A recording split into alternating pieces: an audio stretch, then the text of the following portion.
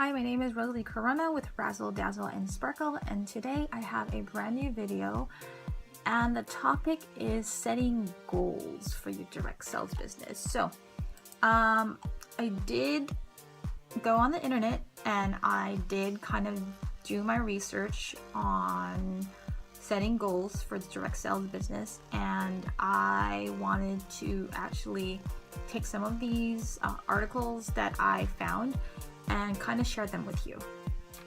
So let's face it, we joined the business and we did hear all kinds of stories. We hear things and representatives saying things like, I make an X amount of money. I was able to make my husband retire from work. He no longer works. We now run the business together. We hear stories like, hey, we went on a safari, vacation, and, paid by the company because of how much money we make. Or things like, hey, I bought a brand new car, it's paid off and I don't have any debt. Things like that. And let's admit it, it sounds amazing. It really, really does. And we fall into two categories. The first category is the category I fell into, which is the category of inspiration. And what I mean by that means simply that we hear those stories, we are inspired to get to where they are. And hey, that's fine. We have those same dreams, right? We want to be debt and financially free. And then there's the other half that say things like, oh, those people have been in the business since it started. There's no way I'm going to get where they're at. Lucky for them, So how do we actually get to the success that we want to get, or we want to be, or want to have, right? And that is setting real goals. Having the dream of making 6 figures a year is kind of a dream. It could be a goal, but it's not. It's still too far, is what I'm saying. You can totally achieve it. I'm not saying it's not impossible. But we want to talk about real goals for now, to be able to reach that dream that we want, right? So setting goals in your direct sales business or company, the first thing is being specific with those goals. We can easily say, hey, I want to book more parties next month. But by saying that, it's kind of like, I don't know, it doesn't really get you to achieve it, because you're just saying, hey, I want to book more parties next month. You're not as specific. So you can change that by saying things like, hey, I want to book 8 parties next month. I want to book 2 parties in a week. I'm going to do it. I'm going to find those people who want to host. That kind of mentality, that kind of, goal setting, is being specific, is where you're going to actually have that plan to achieve it, right? So there's a difference. You can say, hey, I want to book more parties next month, or you can say, hey, I'm going to book 8 parties next month. And you want to be more specific. Write it down. If you write it down and you know that you're going to work at it, then you're going to know that in the end of the month, next month, that you achieved the goal or not, right? Um, and then the next thing the person talked about is actually making your goals actionable, because you alone have joined the business. You alone are in control of your business. We can't force your customers to buy. We can't force our team, right, to keep selling. That's not in our control. What we are in control of is our business and how we get there. So we can totally be creative in our group and come up with all kinds of fun things and fun parties to get customers to purchase. We can motivate our team to want to sell more, in their groups, but we can't force them. So it's totally beyond our control, but we are in control of our business. So how do you take control? You just said that, hey, I'm going to book, 8 parties next month, 2 in each week. And hey, if you don't find the 8 parties, then go with mystery hostesses. There's no bad in it. I suggest that if you go that route, that maybe you do it in your personal timeline versus in your group. And why I'm saying that is only because in your personal timeline, you're going to get fresh eyes. Your live that comes on your personal timeline, especially if you don't always go live on there often, you will get fresh eyes if they happen to click on it. If they like what they see, they will buy from you. They will share the video with their friends and family, which creates more people, in the future wanting to join your VIP group. And then, you get a mystery hostess kind of rewarding them because they bought, from you, versus if you did it on your timeline, your VIP group, it's the same people that buys, the same people, it's your same people you see all the time buying from you. And you're kind of like not getting anywhere, and they're just going to get freebies. So I would suggest to go on your personal timeline if you wish to do a mystery hostess.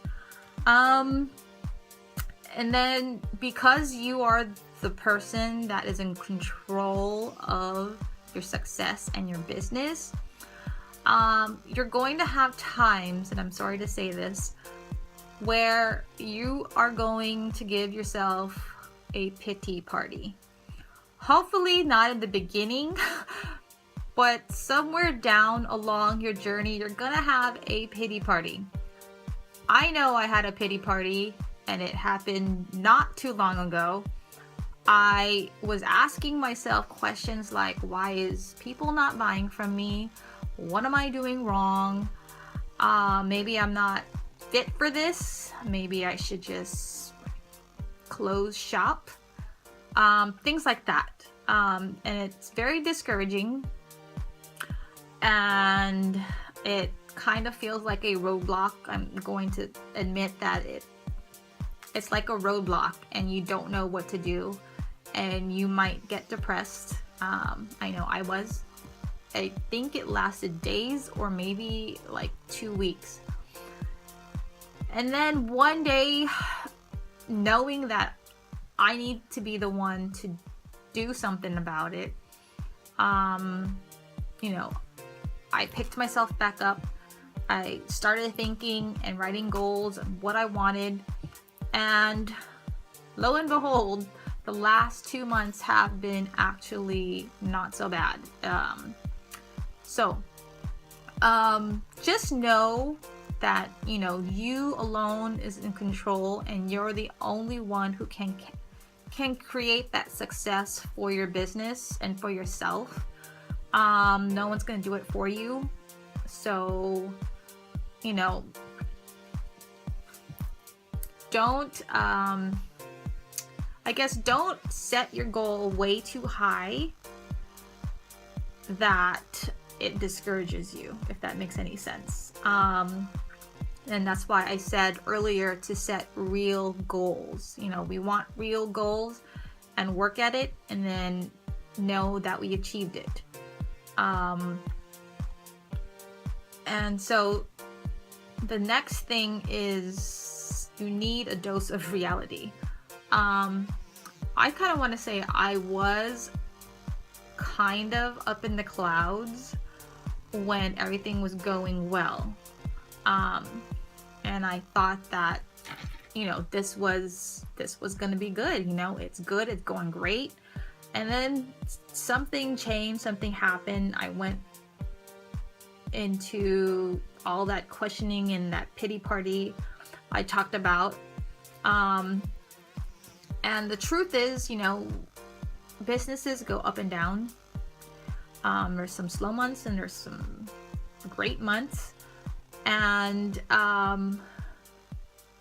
the only thing that we can do is actually just keep on setting your goals, making them real, and,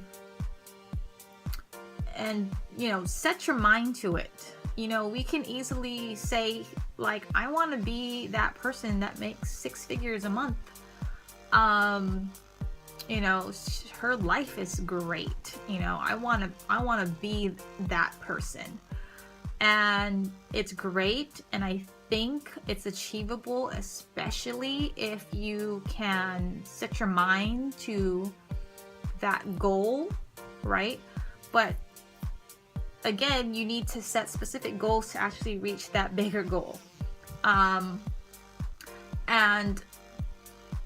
don't make your goals too big that it just discourages you and it kind of brings you down. We don't want those kind of goals. We want real goals, reality goals that we can actually achieve, right? Know that when you do set your goals, that you need to devote the time, the energy, and the resources to achieve those goals. You can see that you can easily see the people, the reps that actually spend 30 to 40 hours a week building their business is actually moving faster than somebody who's only doing it, 4 to 8 hours a week. And I think I said this before, especially in my team page, that whatever you put or how much time you put into your business is kind of like your end result of the business. So if you're only putting 4 hours a week into your business, your end result is only 4 hours. It's not really much. Versus somebody who's doing it full time, 30 hours, really going at it, they have, a much higher or a better result versus the person who did it for 4, 6, 8 hours. And so that brings us back to something called time frame. We want to set time frames to actually achieve the goals that we want, right? And that's very, very important. Kind of like your time management, right? We want to be specific. So like when we say, hey, I want to follow up with these 4 people that asked me about the business, this month, for next month. So what are you going to do? How do you get specific down to the time frame that we're talking about, right? So what that means is going even more specific than just saying, hey, I just want to talk to those 4 people. It's really now scheduling it into your planner, right? Like say, the first week on, next month, I'm going to meet with Tina and I'm going to we're gonna meet for coffee and we're gonna talk about the business. The following week, I need to call, I don't know, Susie over the phone over her lunch hour because, she has to pick up her kids. She won't be able, she's working, and discuss about the business. The following week, so-and-so is off or has an hour, 2-hour lunch break. And so we can meet, wherever and talk it over lunch, right? And then, the following week, the last week of the month, hey, I'm gonna go and throw a, I don't know, paparazzi party at my house at 7 o'clock. I'm gonna invite so-and-so, so-and-so, so-and-so, and they can invite their friends, and you tell the ladies over there. So that's being even more specific, especially when you give times like, oh, I'm meeting, so-and-so at 11:30 and calling so-and-so at, I don't know, noon, having the party at 7 o'clock. Being that specific, that detailed is kind of like key. When you see it and you see it written down, you're gonna follow.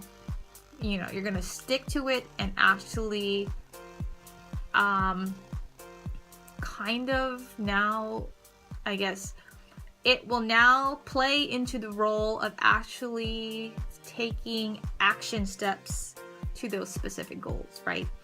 When you know and see that you have to meet so-and-so at 11:30, over coffee, then you're going to take action because you're going to go there and you're going to meet, Tina, right?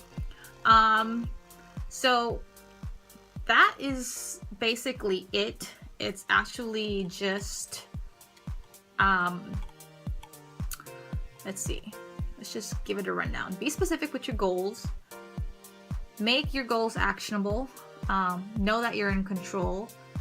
You want to make sure that you're not in the clouds and you're well-grounded and you know what reality is. Give yourself time frames when you write your goals down, especially, really be detailed and specific. And then lastly, take action. And I wanted to leave you with this quote that I really, really liked that kind of was befitting to this topic. And it says, "A dream written down with a date becomes a goal. A goal broken down into steps becomes a plan. And a plan backed up by action makes your dreams come true." Anyways, that is that. I hope you enjoyed this video and that it is helpful. So make those goals into reality, and I will see you back here with a brand new video. Take care. Bye.